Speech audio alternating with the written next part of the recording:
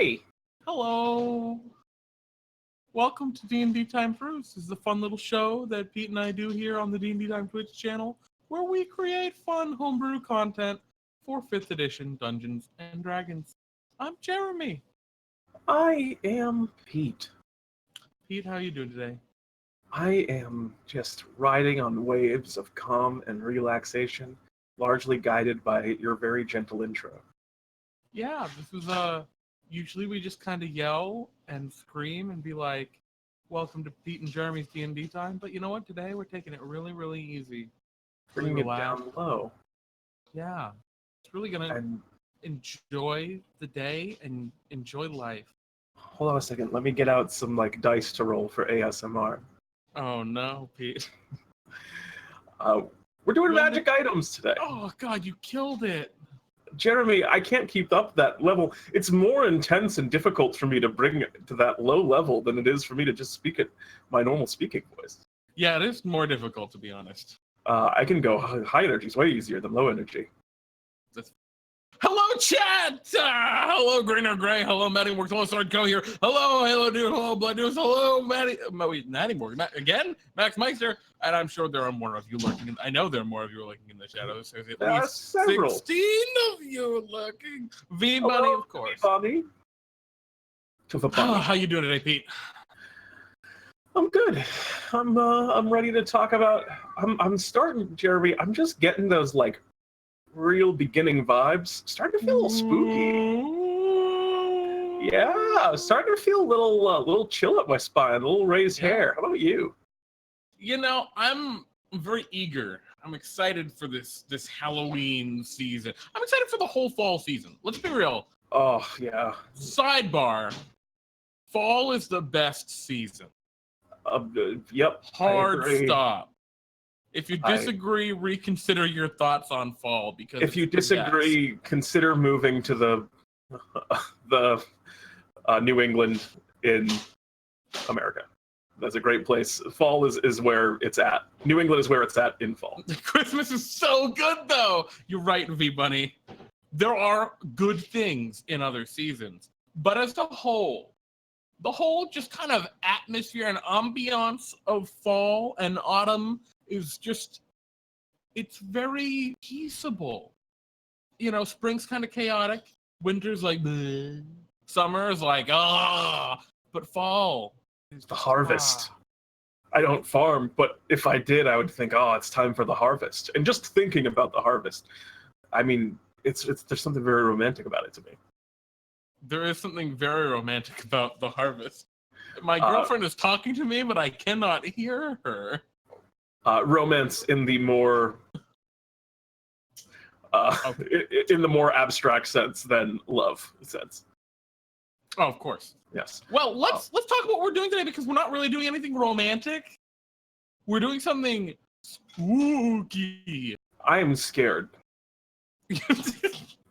We're talking magic items, guys. So this is something we do a lot. You know, a fair amount. I wouldn't say we do it a lot, but we do it more often than any other topic on DnDTime Brews. We create cool magic items because that's something that players can really directly engage with in Pete and Jeremy's D&D time. Yeah. And you guys are a huge creative well for that kind of stuff. An engine of thought. We love that. So yeah, right now we're starting what is going to be, I think, the first of three episodes that we're going to make cool seasonal themed magic items. We started out with common, probably the most challenging to create. Yeah. This is definitely the hardest type of magic item. There were definitely a lot of people that got kind of a little bit caught up on what it means to be a common magic item, but I'm sure we'll address that as we go through. Interesting. A lot of people are arguing that winter is the best, but fall is the comfiest. I'm sorry. Fall is the best one, but that's all aside the point. But yeah, we're gonna be going through and going through your Hello? All right. We just hit a weird bump here. What are you doing, OBS? Can you hear me, Pete? Yeah. You hear me, but Twitch doesn't hear us. Oh. So we're not live right now. I don't think we are. I see us. It seems that Twitch has remembered how to work. Hello, Twitch? Okay. Sorry about that, folks. Looks like we completely lost connectivity for a minute there. That was But strange. I think it's back. Yeah, I think it was a Twitch problem because it just was for a second. Yeah, anyway, what Pete was saying and what we're doing here, we're creating cool magic items. Should be really fun. Maybe expect to see these items appear at some point in the future. Who could say? Who could say? But yeah, Pete, you want to bring us in or say anything else before we dive in? No, it's just that I'm excited to. I'll do a preemptive, and we'll say this again at the end. I have no doubt more detail, but thank you guys for submitting all these items. The stream wouldn't be the stream without all the great stuff you guys put in. So, yeah, without further ado, let's start diving through, Jeremy. My thinking was that we could go through and do the old one of each person who submitted, and then go back for seconds and so on and so forth. I think that's a great idea. And I think we should also start on the most common of items and then work and I mean that in the best possible way. The opposite is what you normally mean when you say you want the most common stuff. No, this is the most common, as in we're going to hit the items first that we think did the best job of being common magic item. The submissions that really hit the nail on the head. And we're going to work our way through. Some of these items might end up being things that needed to be, that are not common magic items, that may need to be resubmitted for when we do the uncommon or rare stuff, and we'll talk about that when we get to it. But yeah, I think there were two in particular that really felt like they were truly could just be common magic items. So I think we wanted to start by highlighting those just to act as examples for when we go through of what a common magic item is. And this first one that we want to do here was submitted by Max Meister. Thank you for the submission. It was called the Jacko Helmet of the Headless. And I really love this one. So let me just jump right into it. The item is, you have it up on screen already, Jeremy? Of course. Oh, great. Requires attunement. This helmet is shaped like a jack-o'-lantern one would carve on a pumpkin, scary face and all.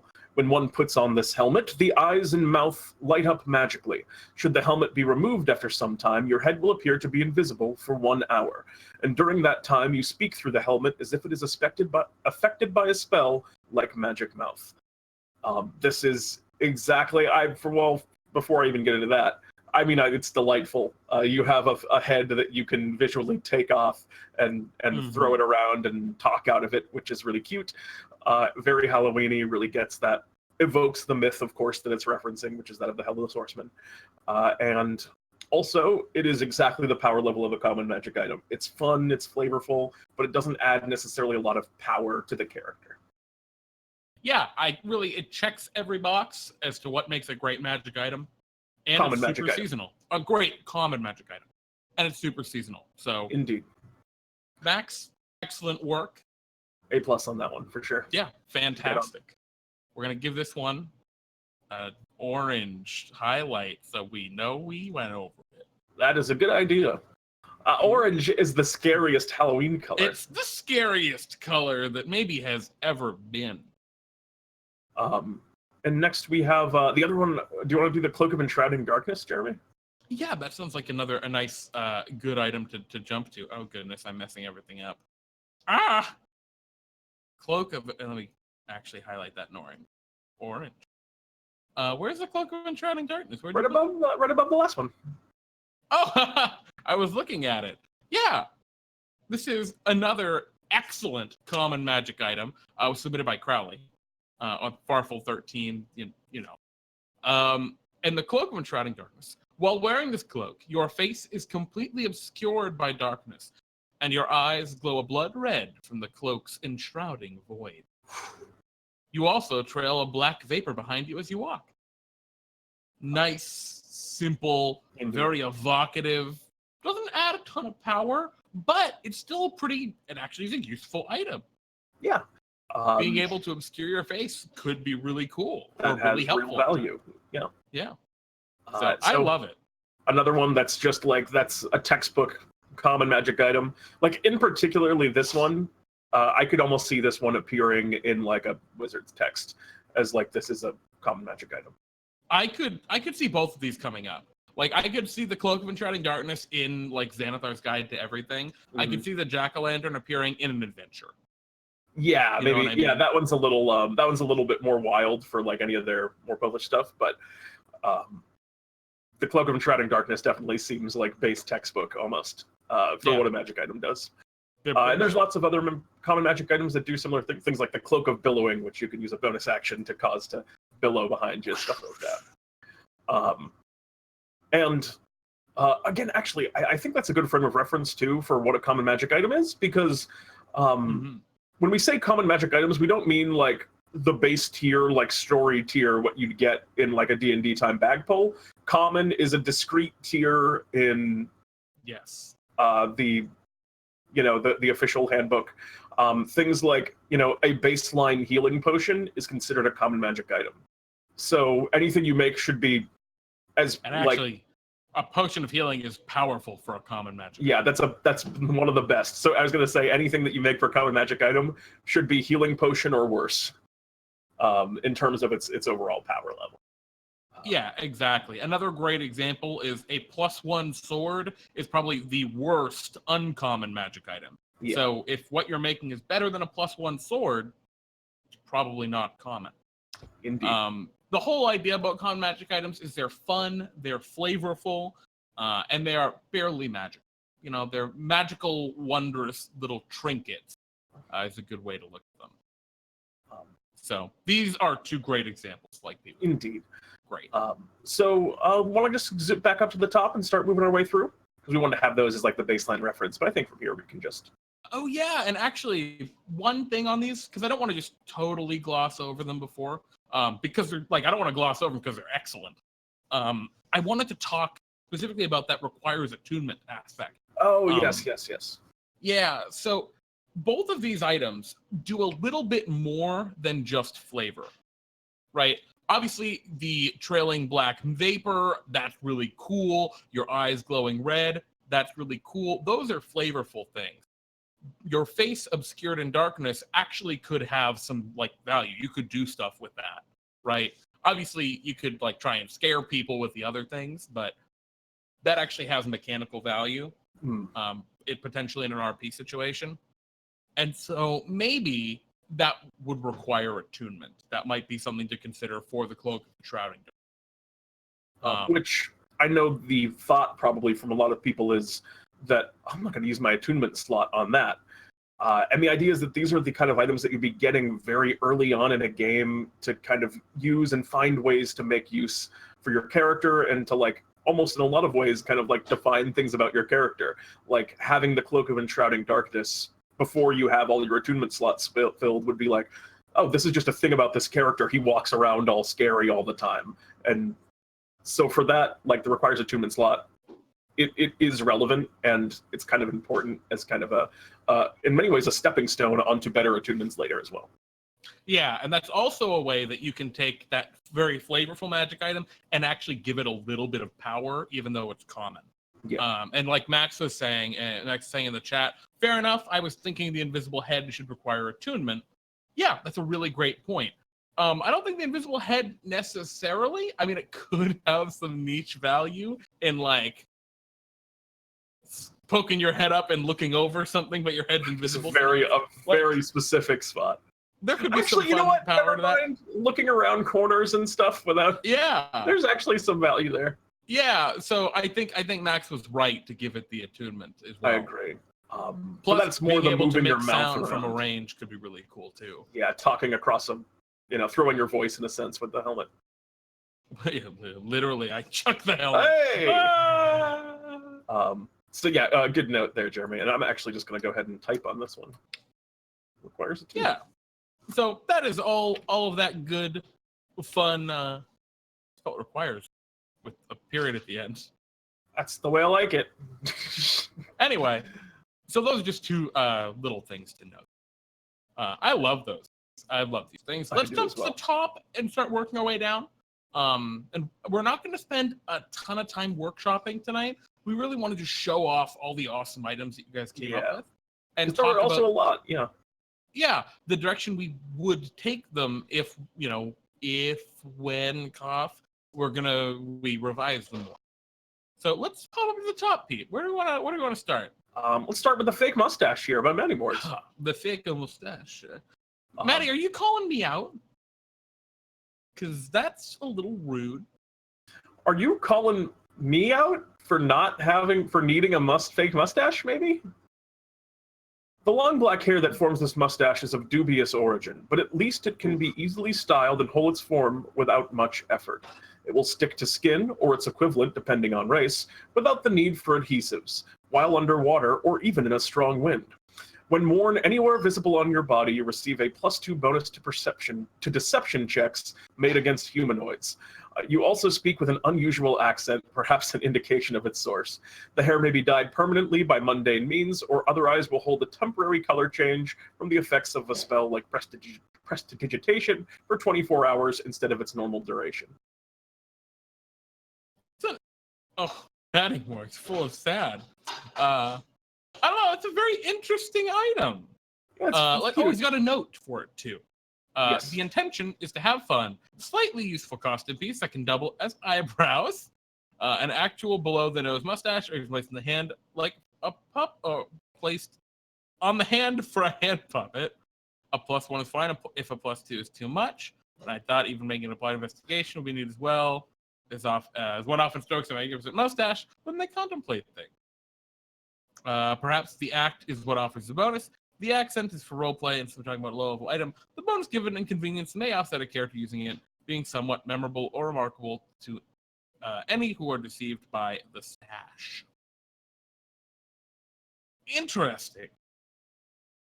All right, so do you want to start, or would you like me to, Jeremy? Yeah, but you can start here. So my first instinct when I was reading this is I feel like there's a few too many details for the nicher cases. One of the things I like to see in a common magic item is a very simple Wait. One of the things you like to see on any magic item. Continue. I'll caveat to most. There are magic items where complexification is fun, i.e. Wand of Wonder, but. I don't recommend trying. Wand of Wonder is don't try this at home. Yeah. Even I couldn't make a good Wand of Wonder, I don't think. Yes, anyway, one of the things I'd like to see is a little simplicity. So I think there's some stuff on here that you don't need to specify things like it would come off underwater or if the wind is strong. I think most people will assume that the mustache just works, so you don't need to kind of add some of those caveats. Additionally, things like you speak in an unusual accent. I'm on the fence with that kind of stuff on whether or not I would want it on there. It's just an intent, the preference of the person designing it and the campaign that you're in, and also for the player that you're giving it to. There are campaigns that I've run for players who I knew if I told them that when they're wearing this, they have to speak in a funny voice, they would love that. But I also know a lot of players that just would not want to interact with that at all. So I would probably err for something that's going to be all-purpose on not including that kind of thing. And as one last note on the color change effect before we go into the more serious mechanic of the deception, I feel like that could almost just be the ability to dye the hair could almost just be a thing you can do with the mustache without needing prestidigitation, because I love that aspect of it, and I would almost like the mustache to just kind of be able to change color. That's a very weird color. I'm just thinking just a big purple mustache. Yeah. I don't know. But yeah, anyway, I like the item conceptually. Me too. I'm trying to think. Is this are we shooting for the classic glasses, nose, and mustache thing? I think this is you hold up the mustache and you're a different person vibe. Yeah. Nerd put in so many words. Who reads in 2019? But I like it. The green or gray. That's because we read it for you. You didn't have to read it. This is why you like it so much. But yeah, I don't know. Let's talk about the bonus. Let's talk about some of the mechanics. +2 bonus to deception checks made against humanoids. Normally, and this is going to be funky, normally I would say that, all right, you've taken an overall bonus, which can be very powerful, and limited it with humanoids. But when else are you making deception checks except against humanoids? Usually. Yeah, I mean, against fiends. I could fathom a niche case in which or undead. you were trying to do any situation in which you're making a deception check against a non-humanoid is probably a fringe example where you're doing like, oh, I'm gonna throw the dog the ball and then hold it behind my back like I didn't throw it, like that kind of thing. That's fair. But that's a very rare and probably not going to come up much occurrence. So the humanoids isn't too big of a restriction. Yeah, so And there's a logic to it as well, because, you know, the mustache wouldn't trick a dog also. Would it? My dog would not be fooled by kidding. a mustache. I'm certain of this. Yeah, it's interesting because obviously it's got a good mechanic to it. It works. It's simple. It's not broken, I don't think, by any means. Just wondering if there's something like, because it does a lot of stuff, right? Not a lot of stuff, but there's a lot of notes to it, and I feel like this could be honed down into one simpler thing. Yeah, rather than being a dyeable, wear it anywhere, dubious origin, voice changing mustache. It could be a color changing mustache. I think for me it would be, +2 deception, color change, and that's it. If we were going to bring it down, Maddie was mentioning the +1. I'm on the fence there. No, I think when you get to +1, those are like the hats. They're at the bottom of the bag in Bartholomew. It's kind of a why bother. Yeah. At +2, it's appreciable, I think. And also, if we're going to do +2, this also seems like something that would require attunement, because just a flat +2 for always having a fake mustache is going to be a little bit, a little bit goofy. So requires attunement. I think that's honestly a pretty good idea. I like the direction that we started here. I like the item. It's fun. Indeed, and it's fun. It's flirty.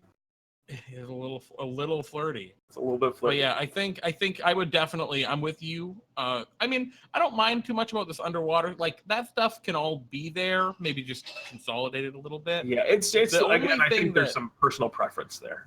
Yeah, and I like where worn on a visible area of the body. That is a good note. Yeah, the one thing that I didn't like, was the voice. That was a little. I can make people get really uncomfortable a lot of the times with voices. But either way, not too bad. Not too shabby for our costume portfolio. You specifying, I was thinking of DnDTime overall, so undeads, fiends, monsters, like a frog. That's fair. No, you're right. It's like I started saying it, and then as I thought about it more, I'm like, we actually do make a fair number of deception checks against other things. But my brain didn't come to that originally. Let's move on to our next one, Pete. What do we want to talk about next? So we have, jumping down now, because we have another one from Maddie here, but we're going to go to a new person here. We have one from The Forgotten One, which is the Eye of a Creepy Doll Bound. You want to read this one, Jeremy? Yeah! This polished ceramic eye once belonged to a creepy doll. It focuses creepily at people that are hostile to its owner. While this doll's eye is overtly present in conversations, you gain a +1 bonus to charisma intimidation checks, but have disadvantage on all other charisma-based skill checks. Okay. All right. I'm for starters, I would like to say I do love the flavor of this.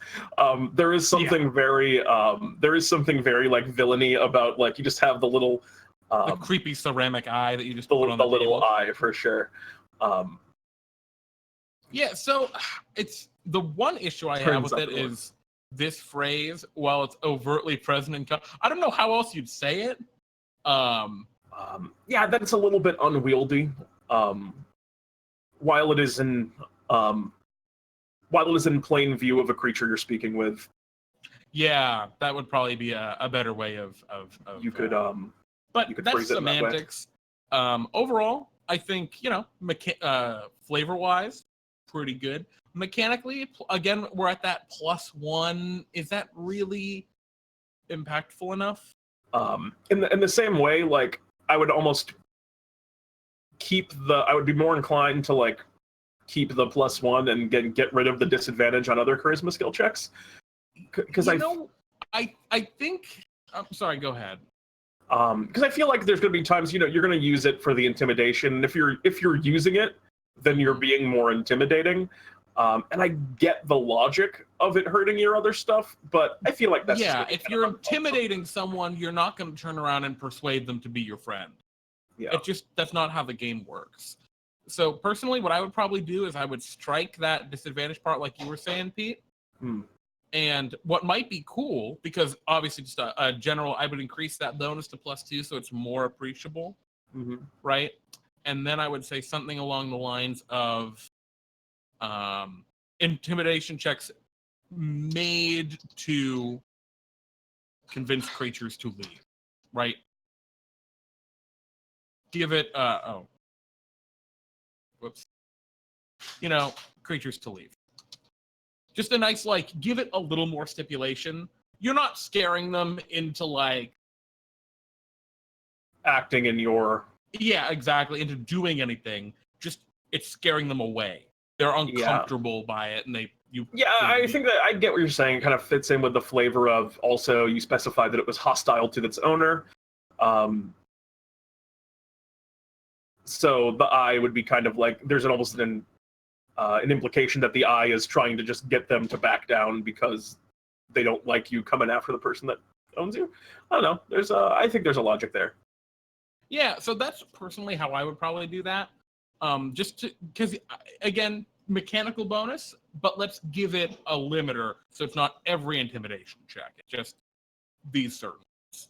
So in the same vein, I was actually thinking earlier that for the mustache, convincing someone that you're someone else would be a fair. Yeah, exactly. And I think that's probably the direction we'd go with that one as well. Yeah. Just because that, if you give it a niche, you can give these little bonuses. And honestly, it could even maybe be a +3. Who knows? It's maybe all, that mustache could be a +3. It's all on the fence, Exactly. Let's see. Also, I think it's just a flavor deal. If I were gonna create this item for most things, I'd probably have it be I have a creepy doll. I know for you, Frog, the doll bound is like a big thing that your character and everything. But just to keep it a little more general for most people, because if it's from a living creature, I mean, I guess it's Halloween, it's spooky, but could make that uncomfortable for a lot of people too. Yeah, and also like the mustache with the voice. Especially if you're making it for something like outside of DnDTime as well. Yeah. It would be it would be the doll, but otherwise, it's pretty nice. So want to move on to our next one? Yeah. That would be the Craft Mine Pumpkin, which was submitted by Switch. Oh no! Switch, you bastard! Oh, I'm sorry. Actually, before we go on to this, I'm sorry, Pete. You're going to talk about it though. Blood News is asking a great question in chat, saying, if I submit an item now, will it get in? I would say if you hop down into the Ask Pete and Jeremy channel and leave us a question or your item, maybe we can take a chance to look at it before we're... Yeah, also, actually, I would say even better still, I have the workshop just passively pulled up. Oh, there we go. If you want to toss it right in the workshop, I have been monitoring that in case people... Because I know there's a couple things that were in there earlier. And, there we go. Feel free to drop it there, and I'll get it in. And yes, Cold Spark, there's no wearing a mustache under the clothes. You got to have that out for everyone. I go agree. Ahead. Let's dive into the Craft Mine Pumpkin. So yes, the Craft Mine Pumpkin. This pumpkin looks like a carved jack-o'-lantern. It gives blind sight out to 30 feet, but the wearer is blind beyond this distance. To equip or unequip this item takes an item interaction. Okay. So you want to start, or would you like me to? Yeah, you can start. Yeah. Give it a read. This one is too powerful for a common magic item. Blind sight is beyond the realms of just a very minor effect, even though it has the the extra caveat that you're blind beyond it. There are a lot of situations, especially for an item that doesn't require attunement, where you can just whoop, whoop, whoop, whoop, take it on and off. It's just in a situation where you need blind sight, you can just put it on if there's like an invisible enemy. So this item is more powerful than a common magic item. I would put it in, honestly, maybe even a higher uncommon slot, but that's, almost a rare magic item without attunement. The last thing that I have to note about that is to equip or unequip takes an item interaction. Yes. I get it. I get what you're going for. That's no bueno. That's not how you design for 5e. Yeah, it's just not a mechanic in 5e, I don't believe. Yeah, it's not. A lot of people think it is because you can do minor things like open doors as part of your movement without requiring a bonus action. But that's a very minor thing. And there's a specific list of things that you can do. In that vein, I get the reference because this is the way like kind of the Minecraft pumpkin works. Is you can just whoop whoop put it on and off. Oh, really? Okay. So I like familiar. I like the reference. It just doesn't work as much for the mechanics of 5e. Yeah.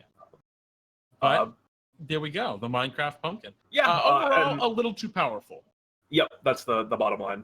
The flavor of it's cool. I like it. It's just maybe at like 5 feet. This is a common magic item. I would maybe say 10 feet and make it dark vision. 5 feet in blind sight sounds fun though. I mean, it's fun, but I think blind sight of like it's almost any kind is just outside the. So we're gonna give this one a pink. Oh, that looks kind of red. A blue. It's blue instead of orange. Wait, can we make it green? Why? I like because the blue looks good. No, because Halloween, orange and green, or purple. Well, it's green. The purple looks bad. Okay. We love the Minecraft pumpkin. I'm sorry, the Craft Mine pumpkin. Maybe we see it again when we come down to the uncommon or rare items. Indeed. So the next one we have here is the Mask of Spookiness by the Greener Gray. Jeremy, would you take it away? Yeah. The Mask of Spookiness requires attunement. This magical mask appears as the face of what the viewer is most afraid of, and is different for each person. All right. That is a very, very simple item. I like the concision of it. Yeah. It's nice and straightforward. I think it works pretty well. Yeah. Now, please go ahead. Yeah, no, I was going to say, this is one of those times where it might be a little too light, but conceptually, pretty solid. I agree. My one thing for this is this falls into, this isn't like a very idealistic item design that I see in a lot of places, and I've definitely fallen into this trap quite a few times, which is that the idea of the magical mask appearing as the face of whatever the viewer is most afraid of. It's just a question of then the DM is kind of put in a position where they have to like know what everything is most afraid of and like change it. And that could like mean something different. Like using this concept and kind of keeping the same vibe, the direction I would almost want to go with this is it appears in whatever you're most afraid of. And so you wear that like outside of yourself, like armor almost. It's a very high level philosophical item at that point. Yeah, it's just very I think that has a lot of like would have a lot of like character development you could do with it. This one's just going to be hard to DM for as much as I like the concept, and it's definitely like that power level is common for sure. As you have. Yeah, I think so for certain. Yeah. Now I think what I would want to do probably is kind of abstract it a little bit more. Because right now it's specifically what they're most afraid of. And that's just like it's a very, very high level concept. So if we abstract that a little bit and we say, like if we gave like a list of ideas, like for example, this magical mask appears as either as the visage of an undead, a or etc. I'm following. yeah, exactly, like a ghost or a dragon, whatever the creature is, the viewer is more afraid of. Maybe we could go in that direction as another way. Yeah, there's that's a way to go. And in terms of in terms of there's also like Fey bears, monsters, undead bears, dragons and bears, especially bears. Yeah, right. Like I think something like that could be a really cool way to take it. A lion, a tiger, or a bear. Oh my! Another thing, I thought when I started reading this, it was going to be. It appears to be the face of the person looking in at it. It's like a mirror mask. That sounds like a pretty cool, spooky item. That's cool. But yeah, I dig it. I think with a little bit of workshopping, that could be a very usable and very good common. Absolutely. Like I was saying, it is the power level even as it stands right now. At least from like a mechanic side, but just from like a flavor and lore side, it's a very overpowered item in a sense. Yeah. But that's why I kind of abstracting it back a little bit makes it a little easier to like. Well, we know they're afraid of ghosts. Yeah. And maybe it's ghosts, vampires, zombies, or skeletons, right? We pick 4 common undead or something. Could be fun. So this next one is called the Vampire's Vanity, and I love this item. It's so close, but it misses the power level also just right at the finish line. But we'll go through it here. A small silver mirror designed specifically so vampires can see the reflection and put on makeup. This mirror has 15... Yeah, that's great, isn't it? This mirror has 15 feet of true sight enchanted into the reflection of the mirror and is magically durable. So it's so close to being great because a thing that you can like a mirror that you could see vampires in is really fun and like the right power level. Making it just an all-purpose true sight we're moving not from like if for the blind sight we were talking rare, we're talking here like very rare ranges. For true sight because true sight is rough. It's very powerful. So I think that this could be a very almost perfect magic item with no attunement, and you change that to it just specifies you can see vampires in this mirror. Yeah, honestly, that would be a fun tool for a vampire hunter. Like I don't know like what or for a vampire character, I don't know what the mechanical use of it would be. Column A, column B, a little bit both. Wait. If you wanted to make it a tool for a vampire hunter, I feel like you can only see vampires in this mirror. Regular people don't show up in it. That is pretty funny. Yeah. I like that a lot, actually. I agree. I think that would be a really cool direction to take it. The true sight is just it's like the blind sight we ran into earlier with the craft mine helmet, just a little too far. Yeah. But otherwise, I dig it. Yeah, nice job, the Blue Boy. By the way, that was by the Blue Boy. Thank you, the Blue Boy. The Forbidden Candy Cane is here, Greener. Let's go through and want to make sure we do one by everyone before we go around to another round, which we'll be pretty close to. Yeah, so do we want to jump into this one from everybody? Yeah, sure. Take it away, Jeremy. Yeah, so the Bowl O' Lantern.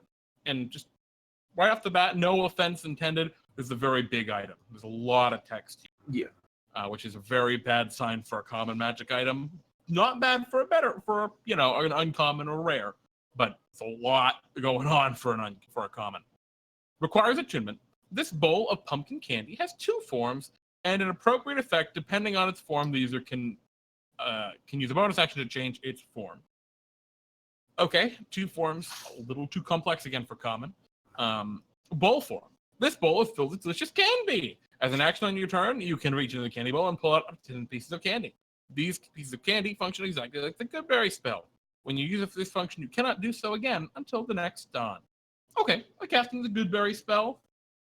A little bit over. You know what? I think that's actually okay for a common magic item. I would say it's that's way too big. I would say it's a little too high. Yeah. Yeah. But Goodberry is on the fence of first level spells that work, but I think it's too much. Yeah. Well, yeah. I think where that would be like at 5, and each of them restores 1 hit point. I think that would probably be at the common level. Because I'm just thinking 2d4 plus 2 is a healing potion. which is an average of about 6 hit points. And the good berries have a little extra value because you can use them individually. But anyway, not bad right there. I like that actually quite a bit. The candy bowl. Classic. Pumpkin form. This bowl transforms into a candy pumpkin the size of a regular pumpkin and functions like a familiar from the Find Familiar spell. Except it has statistics of the pumpling from the Halloween adventure created sometime last year for DnDTime Delves. Additionally, it emits bright light out of 10 feet and dim light for additional 10 feet. Oh my god! No, those pumplings were a menace! Well, the pumplings are a menace when you spam them. If you put a bunch of pumplings at you, they're like, oh. But, let's be real, pumplings explode. So this is a consumable form. No, seriously though. It is a consumable familiar. That's true. Once you've used the bolo lantern in this way, it's probably gone. So maybe that's, I haven't looked at the pumpling in like a year, but you know what? That might not be too bad. Yeah, it's definitely. I mean, said, I would say it's more powerful than a common still. Well, but I think at this point we've got, depending on how good the pumpling actually is, haven't looked at it, common. And then a second common. So we've got 2 common level items worth of stuff. And then Festive Charge. And this is like the True Sight where it kind of goes way over a common item. Additionally, this item comes with 1 Festive Charge, which can be used during the Carnival of Souls. So I guess the idea is it's like a once per use. That we did this actually the other year. Yeah, that was last year. So they all had this thing called the Charge of. Was it Festive? I think it might have been called the Charge of Fright. Yeah. And it allowed you to get like a big bonus basically once during the event. And this kind of, I think, is playing on that. And yeah, using the item in this way will remove all festive festive charges from the item, which will not refresh into the Carnival of Souls, and temporarily make the item unusable for the rest of the adventure. That's what we just said.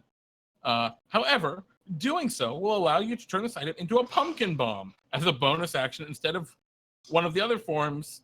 Doing so will allow you to use an action to cast Fireball at 3rd level to DC 15 and doesn't require you to know how to use magic otherwise. So yeah, cool, that's a powerful blast. Yeah, Fireball's a big one. It's a very big one. Now, you know what? If we were making items with that Charge of Fright kind of mechanic we used the other year, I don't know how far off this is actually. It's pretty kind of close. No, I think that this is like in the realm of how the Fright mechanic worked. I think an Agonizar Scorcher might make more sense, but it's not. If you're like bowling it, or like, I guess there's the 2 like flavors. Are you like throwing it and it's well, regardless. Yeah. Well, the thing about the Fright last year was the Fright was a specific mechanic, which I liked that it allowed people to do. You got a +10 to 1 roll with Fright, which is huge. But the idea is like once during the Halloween, you get to have a cool moment where a thing you really want to works. And is like a more combat, like direct combat oriented. I want to like just have a big blast. I think this is, in that range. That being said, there's just too much going on. Yeah, it can't be a common. Yeah, more than a common level in the bowl form, more than a common level in the familiar. I think also the pumpling, a cool throwback. I love it, but just a little too much complexity for an item like this. Yeah, you would need the stat block for it. And while those items exist, I mean, look at some of the figurines of Wondrous Power, for example. That's what I was thinking too. But this is just a little too much for DnDTime. Agreed. That being said, we would love to see you come back and look at this again for the uncommon, where or even would fit a little better. I was gonna say even the rare, because you really want to make it do the kind of things you want it to. It does cool stuff, and we wouldn't want to take that cool stuff away to make it common. Yeah, if we had to like make this item a common magic item, it would probably be down to just the bowl form, and it would give less candy. I think so. It's not what you would want it to be.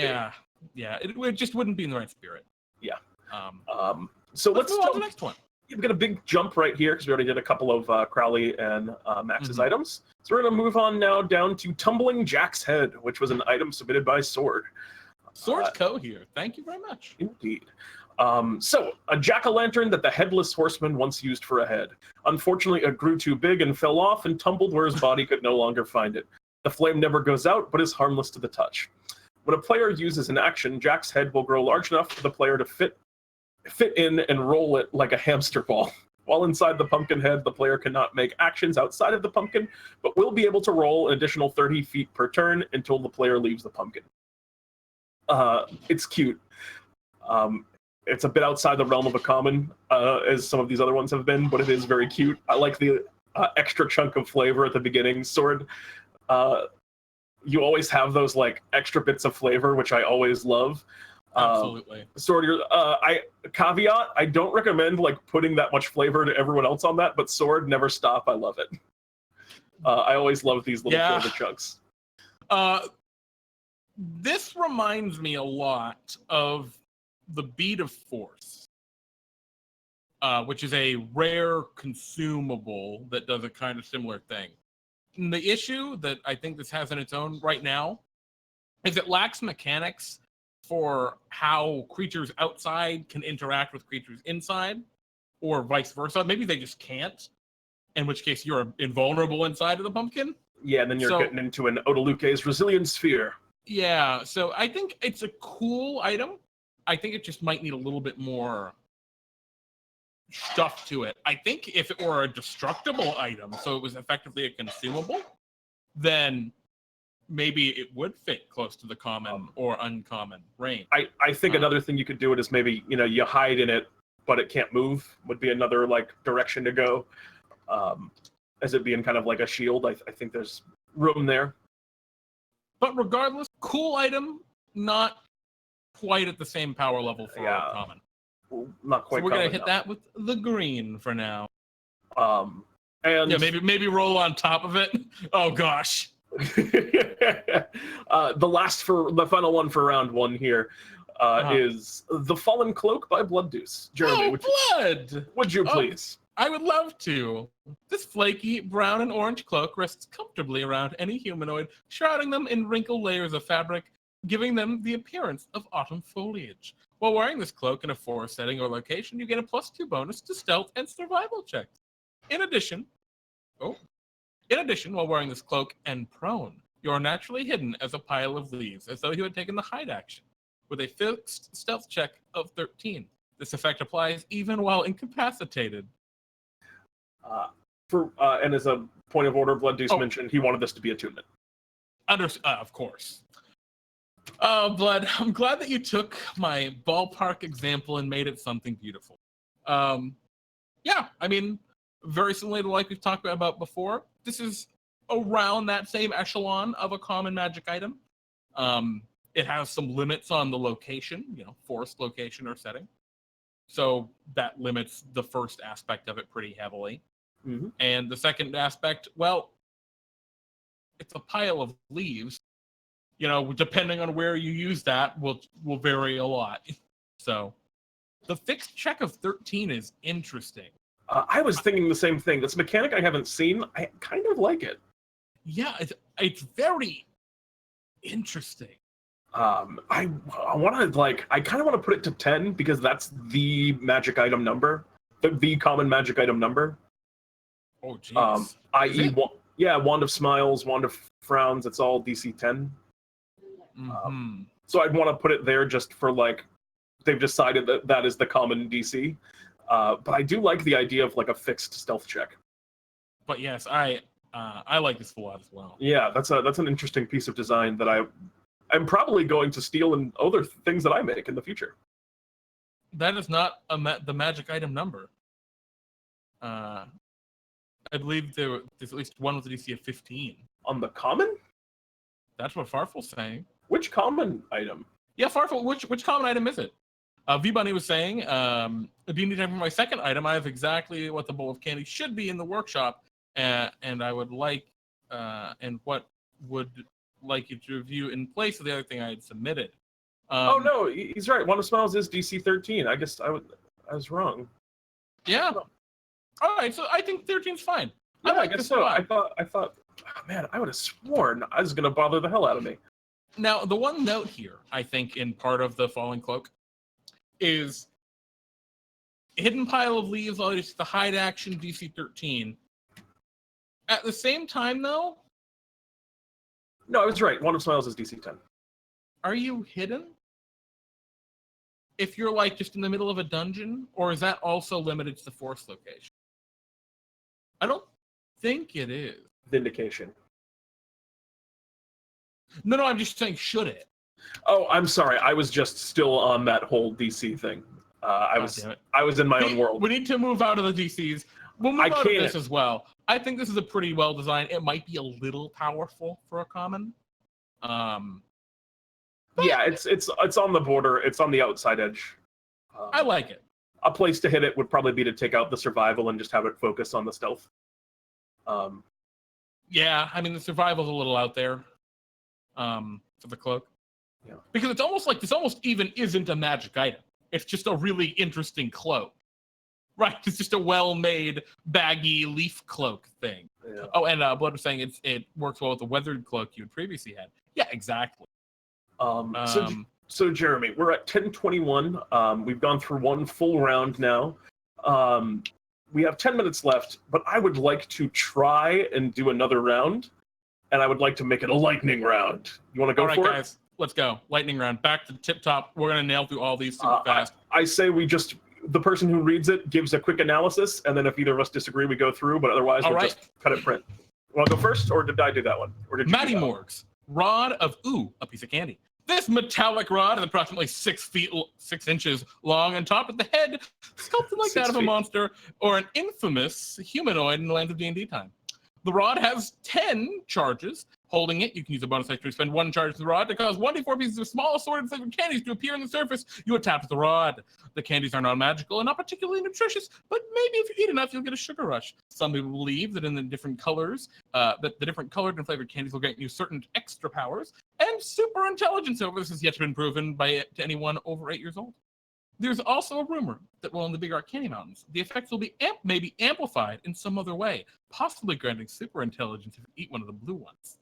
The rod regains 1d6 plus 4 expended charges daily at dawn. If you expend the last charge, roll a d20 on a 1. The rod explodes harmlessly into extremely sour gummy worms that slither away and is lost forever. There's a note as well underneath. Yes, note, this is a Pez dispenser branded with DnDTime stuff mixed with Smarties, candies, childhood urban legends, and a Simpsons reference. I love the Simpsons reference. I love the item.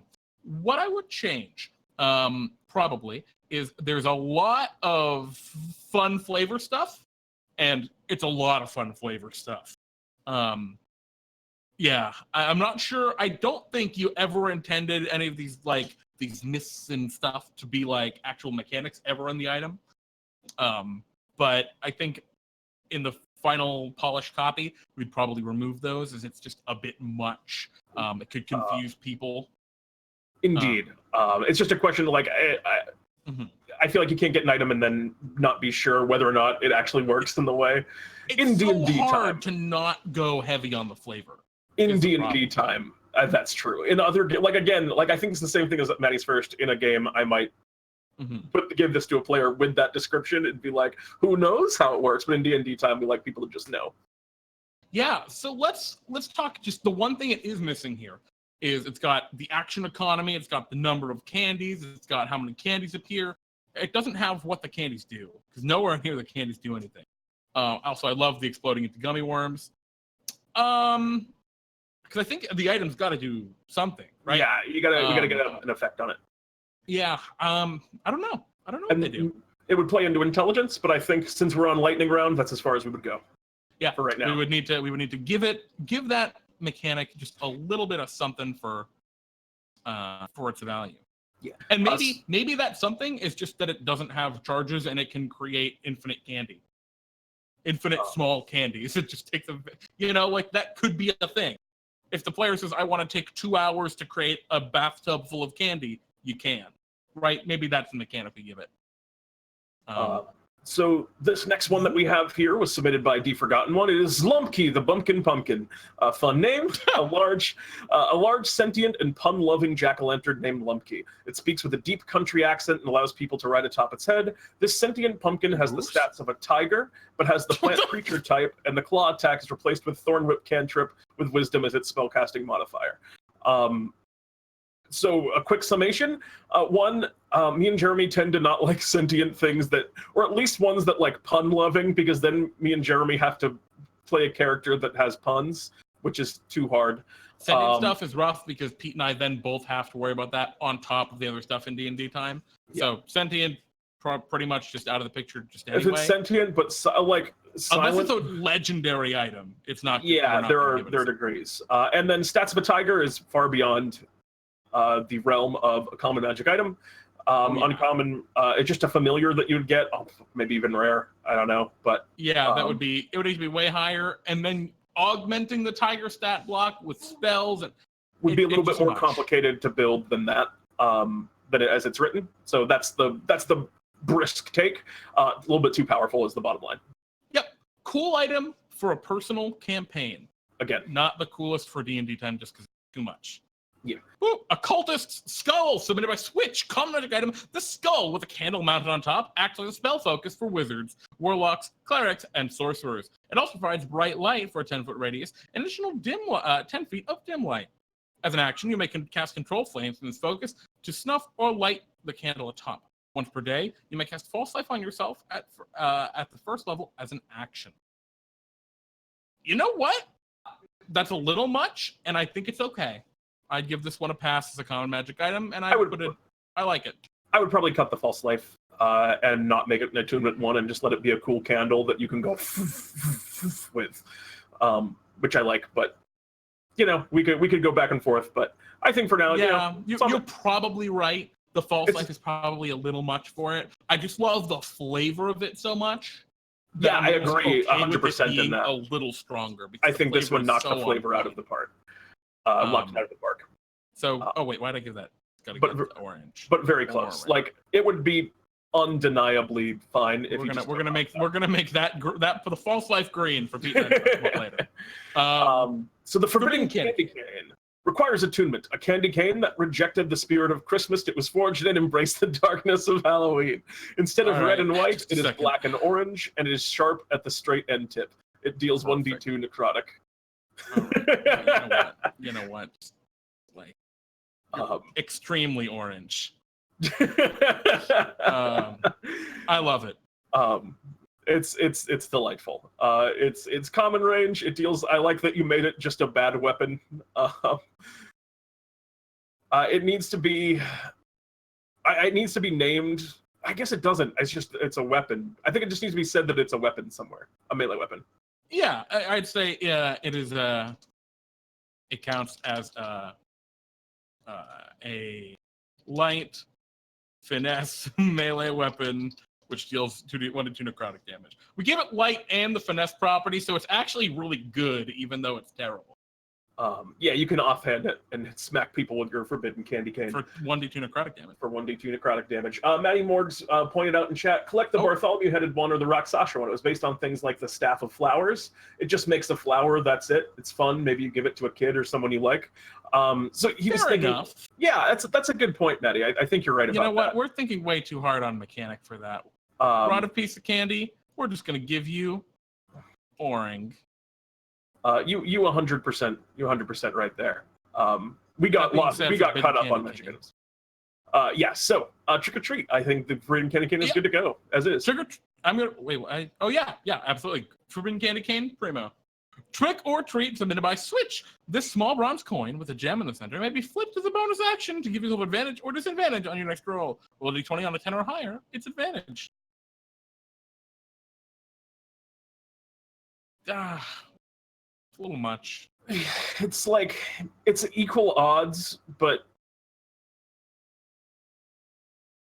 it's just a bit much. It's like kind of like a nerfed crit coin, because the crit coin's a classic. You flip a coin and then it's whichever side it comes up is a critter. Which even then it's pretty meta. Yeah, I'm not. I don't know. Sure I'm on the fence. I mean, I like it. I actually, weirdly, for all the times I've seen the crit coin, I've never seen it simplified down to advantage or disadvantage, which is interesting that that's haven't come up. So I like it. It's just, I'm it's definitely not on the fence. I don't think it's common. I think it's close, but it's Advantage is really good. Not attunement. Just kind of bonus action. Next roll. It's just any next roll. Oh wait, is it just wait? Hold on a second. Does it not? Oh, yeah. I thought it was one a day in my brain.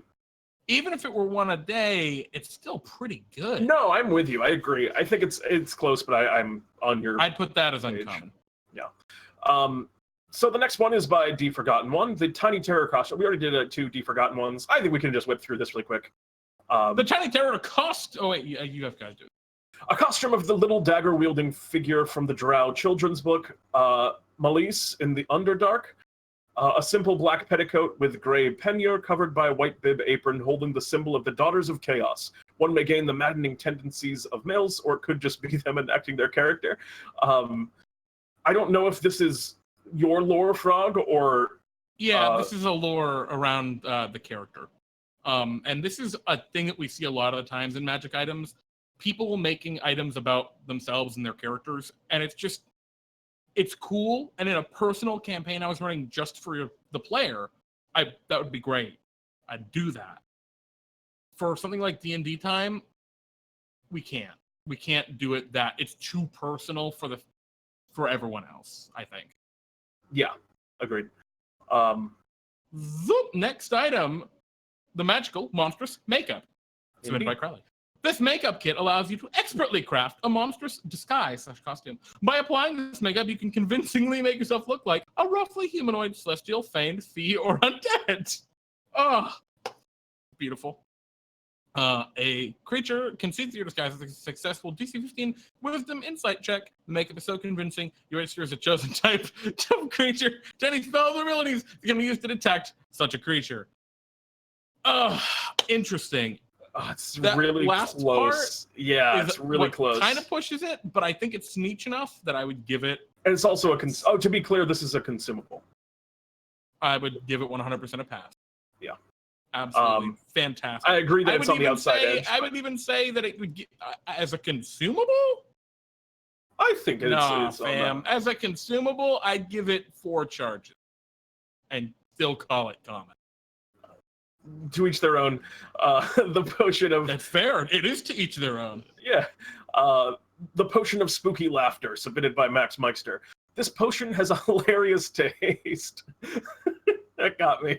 Just the idea that a taste could be funny. That's the Bartholomew potion right there. And even more humorous results give or take the possibility of scaring people. Upon drinking this potion, you'll be compelled to uncontrollably laugh like a mad villain with a booming and echoing voice. When this occurs, anyone you choose that can hear you within 30-foot radius must make a DC 11 Wisdom saving throw or become frightened of you for 1 minute. The affected creatures may repeat this saving throw at the end of their turn, with the effect ending if they succeed. A frighten on a pot. It's like kind of an AoE. It's almost like casting just a frightening spell, but you drink a potion to do it. The flavor's Halloween-y. Yeah, I think this is pretty good, actually. Yeah, again, another one that I would be like almost wanting to put up, but it's on the fence as well. And well, yeah, at 30 feet, yeah, it's a bit much. I'm thinking like this is a potion of climbing, Pete. Is that a common DC 11 item? Is potion of common? Climbing is common. It's terrible. I would give this like 15 feet, and then I'd be very comfortable calling this a common magic. That's just me, though. Yeah, I'd feel better about it at that radius for sure. Alternatively, if it used your action to laugh, and you had to keep laughing, that might be interesting too. But cool item. Moving to the next, the Ghost's Crown, submitted by Sword Cohere. A fabled crown that allows the player to see and talk to ghosts, regardless of language barrier. It really works. No, seriously. I know it just looks like a cardboard cutout with the tissue ghost bouncing in the spring on top, but it really lets you talk to ghosts. I'm not crazy. Okay. You know what? Orange. That's a sword item. I like it. I don't know why I like it, but I like it. I always just like those extra sword. Really there's a lot of joy in the way that you make your items that I really like. There's a lot of joy in the way I read the item. Indeed. I do really like that item though. I like the idea that it's a really goofy looking thing, and it like actually does let you talk to ghosts. You know? Oh yeah, for sure. And last but not least, it's not written on the sheet here, but I wanted to go over. V-Bunny asked us to go over the bowl of candy, which is in the workshop. V-Bunny said he misread the prompt originally, so here's just a bowl of candy. Yeah, he mentioned that to me earlier. That makes sense. This is a simple bowl of candy. While attuned to this item, you can pull out a piece of candy as a bonus action, which can be consumed as an action. The bowl has 8 pieces of candy. Consuming a piece of candy restores 1 hit point. The bowl refreshes its candy at the beginning of each dawn. All candy is lost at the end of the day. I think that is a pretty reasonable spot for it to be. I don't know if 8 is the right number. I would want to lower it, but then not make it a bonus action to take a piece of candy. Yeah, as a bonus action, it's very good. No, I mean, like, because you have to use your bonus action to pick up the candy and then your action to eat it. Oh. So I would want it to just be an action to eat the candy. And then maybe have it be like 5 pieces of candy, because it'd be like healing potion is the point of comparison. It has more flexibility, so therefore it should be. So this requires attunement. Yeah, it probably requires attunement, and you know, we can get well attuned to this item because that's kind of in there. While you hold this bowl, you were a creature, you know. You or another creature may use their action to pull and eat a piece of candy. Nice and simple. That way your friends can take a piece of candy out. I think I'd be happier. Where were you saying, Pete, for health? I was thinking 5. It's 8 at the moment.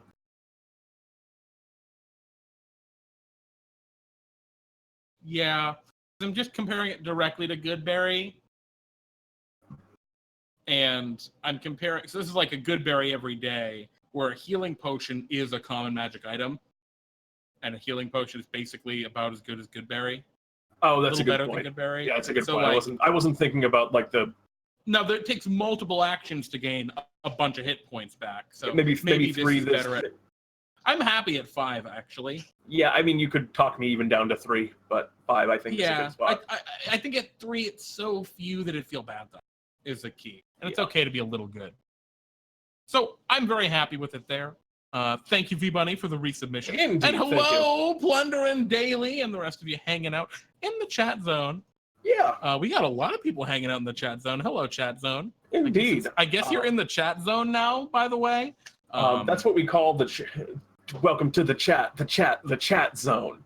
That's a reference to Chalk Zone, a great cartoon that I highly recommend that you see.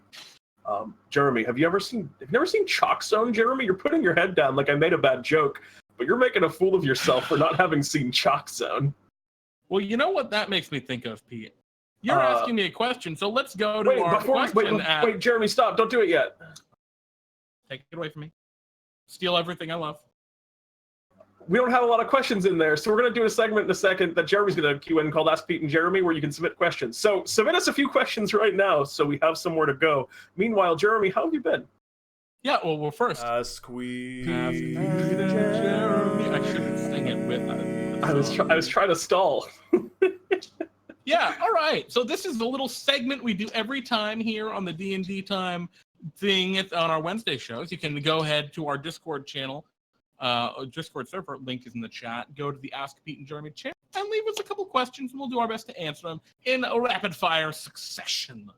But Pete, yeah, to answer your first question, I'm doing pretty well. Recently, I've started doing some new stuff. Really? What is it? I thought you were going to continue I was waiting for you as a trade-off. Pete, I've started playing Pokemon Go again. It's been a very long time. I've heard that Pokemon Go is like starting to pop off again. Well, the problem I had before, the reason I stopped playing it back in the day is I had rooted my phone, and my phone had always been rooted. And I don't actually know what that means. Basically, it lets you do stuff like install other apps and things like that. It lets you do some cool other utility stuff that is this like jailbreaking your phone? It's jailbreaking. It's the same thing. Oh, okay, great. It's literally the pretty much the exact same thing. So my phone's always been like that. And when Pokemon Go finally went global, they made it so you could no longer play Pokemon Go from a rooted phone. They let you do it before because in regions like Canada, where they didn't have servers at first, Canadians would just they'd play in America, basically. They play on American servers. Rooting is jailbreaking for Androids, exactly. And so basically, I played a lot of Pokemon Go, and then I couldn't play anymore, and I was sad. And rather than fix my phone or any of that, because I don't know, I just didn't. I didn't play for a long time. But I updated my phone the other day, and I unjailbroke it, so it's now jail fixed, and now I can play Pokemon Go again, and it's been great. I've been having a blast. I love Pokemon Go, Pokemangos. Pokemangos. They're like delicious regular mangoes. Jeremy, I have a second question for you. Have you never seen Chalk Zone? Yeah, I've seen Chalk Zone. How do you not? We're just got the Chalk Zone. That's such a good show, and it's about Rudy, and he's got the chalk. He's got the chalk. It's my favorite. It's like not my favorite. I liked Fairly Odd Parents, but well, it's weird because I don't see it in the same catalog as Fairly Odd Parents, right? Because I think there's like Fairly Odd Parents and SpongeBob that are like, those are kind of the same era shows. Before them, you get like Real Monsters, The Angry Beavers. You get some of like those shows. And then Ren and Stimpy, Rocko's Modern Life. Exactly. Those are like the first wave. Then you get the SpongeBob and see, I think of SpongeBob as in its own core, and then like Fairly Odd Parents and Chalk Zone as being like a core after SpongeBob. Chalk Zone and like Foster's Home, that's the next wave. But Chalk Zone, I think, and Fairly Odd Parents both were. No, because they were like there was like a show. Parents is much more the SpongeBob contemporary. Do you remember Oh Yeah Cartoons, Jeremy? No.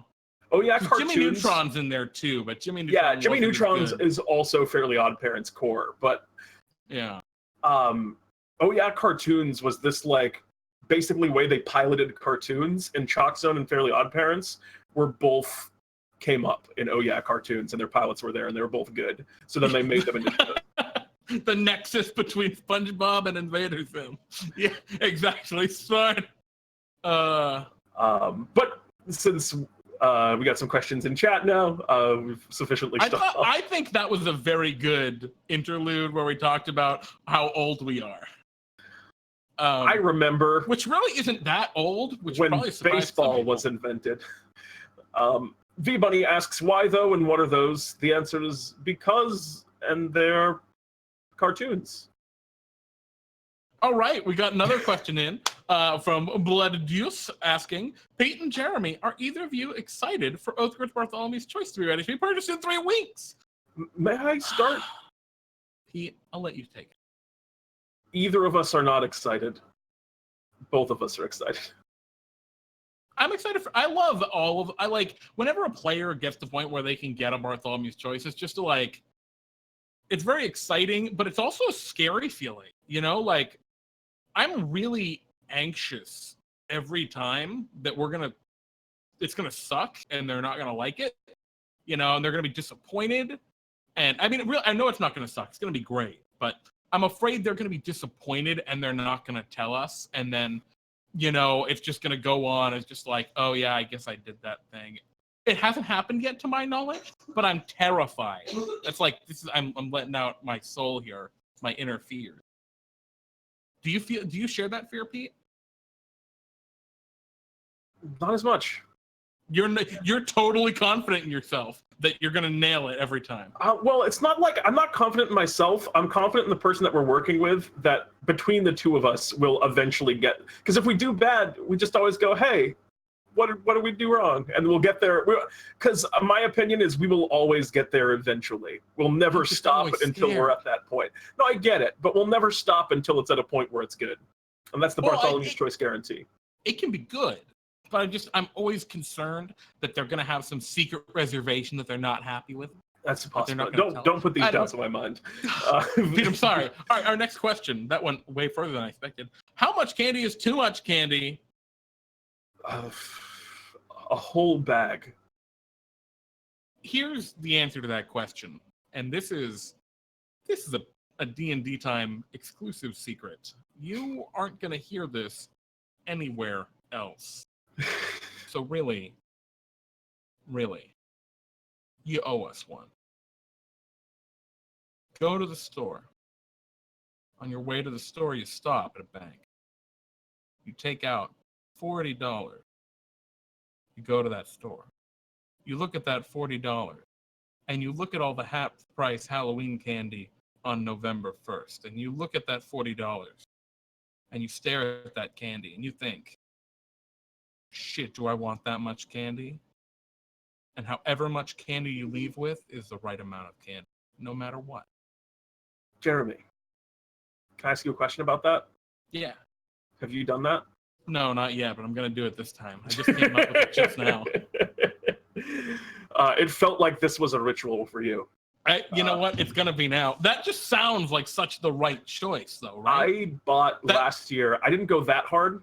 Because you gotta hold the money in your hand so that you can like tangibly look at the money and look at the candy and consider, oh no, instructions unclear, the green or gray is gonna rob a candy store. Oh no. But I did spend $2 on a 200 count of Dum-Dums, which did mean that I paid a penny for every Dum-Dum that I bought. See, and that was that really just nice.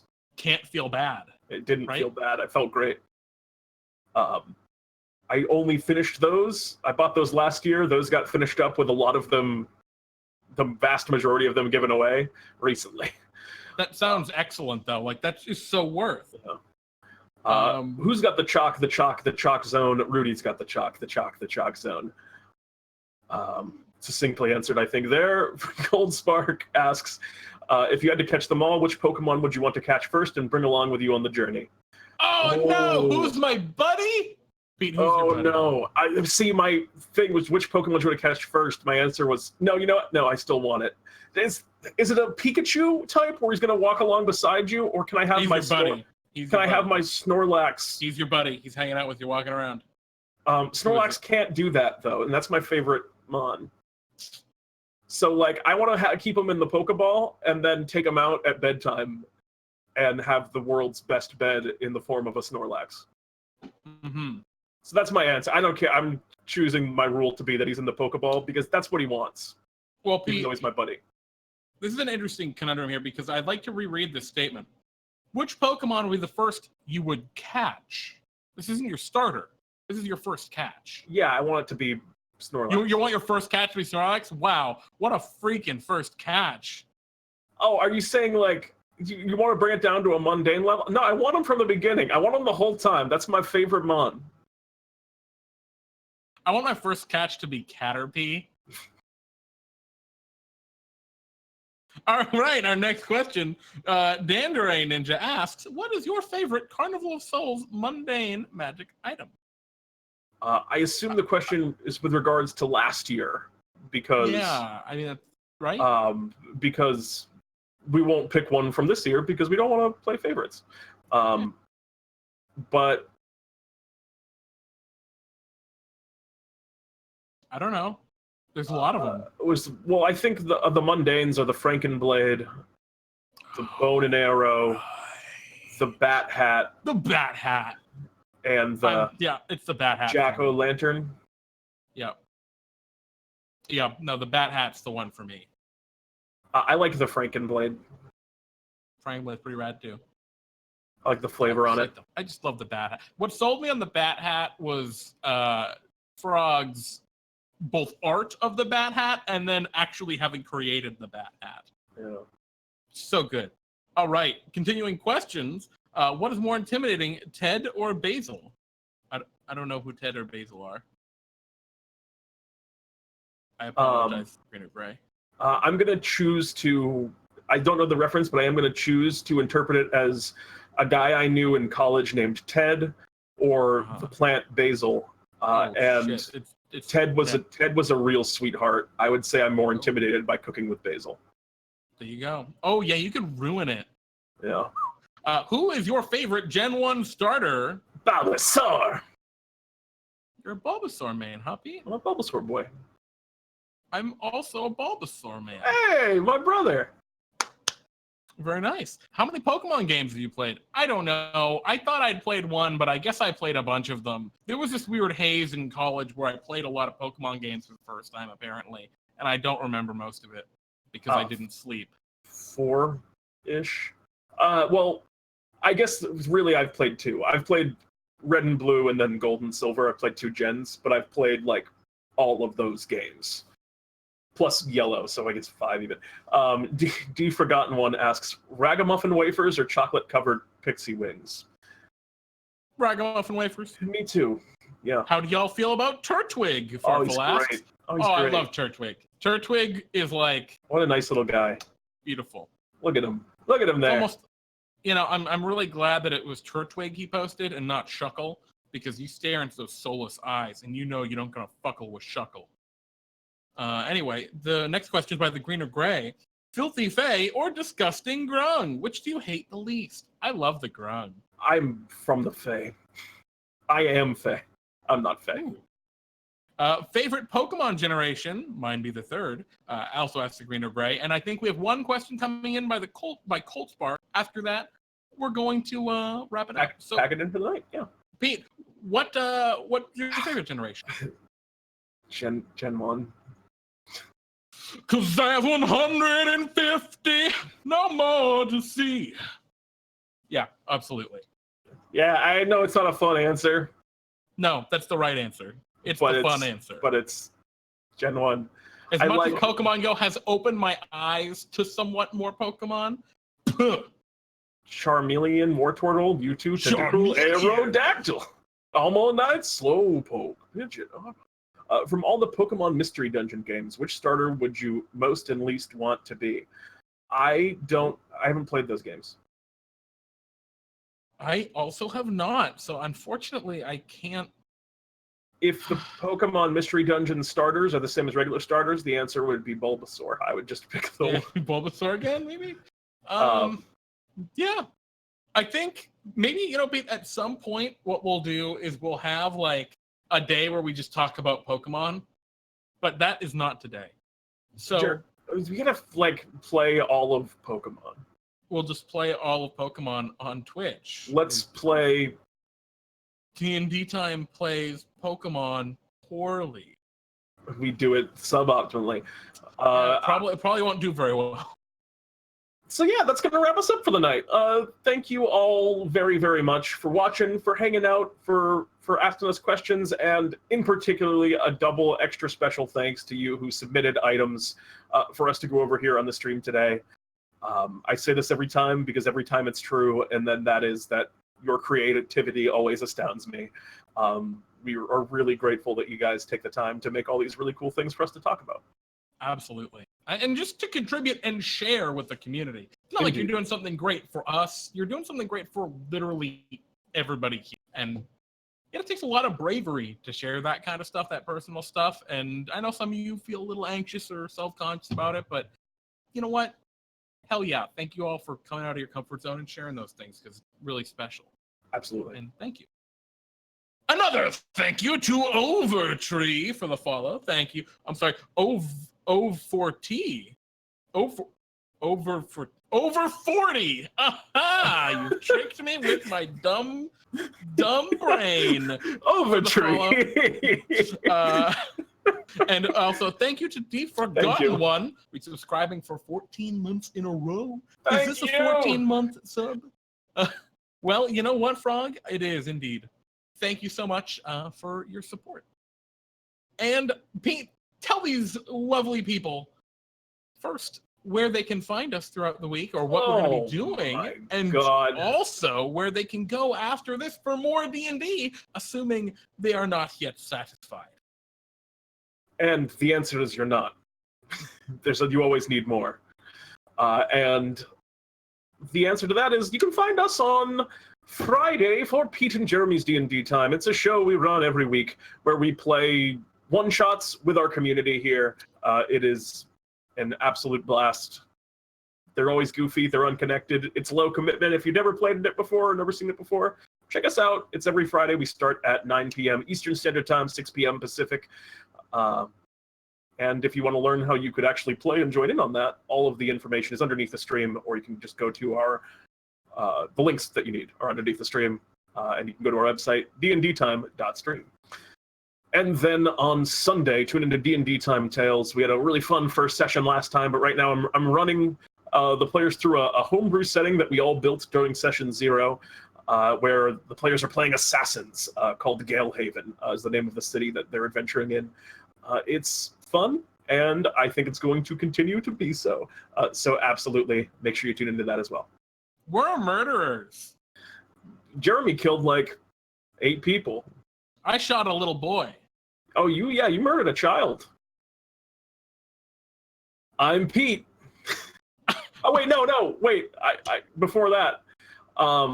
See, Pete, when we don't follow that I'm Pete up with the full exit, you just look weird. I just wanted to let everyone know because I do, before I say I'm Pete, I do want to say very quickly. Jeremy said, where do we get more D&D? You get it at Matty Morgs' place. Go on over to Matty Morgs.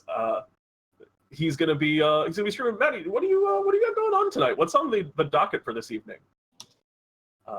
Matty will let you guys know in the chat in a minute. Matty's a great friend of the stream. We kind of have, some little secret conspiracies every so often. Keep your eyes open.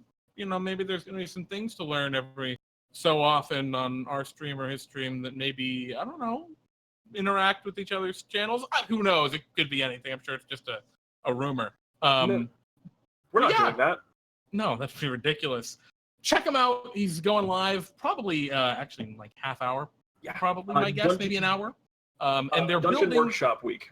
Yeah, it's Dungeon Workshop. They're building a dungeon. They're going to talk. He's going to talk all about the five-room dungeon and all sorts of cool stuff for making your own little self-contained adventure. It's going to be really cool. It's going to be a lot of fun. I'm very excited. I'm going to hang out there too, just because I really need to chill out. And if y'all ever need to chill out, Maddie's the best place to do it. So yeah, come hang out. It's going to be fun. We'll see you there. He's Pete. And he's Jeremy. And this is DnDTime Brews. Brews. Good night, everyone. Good night.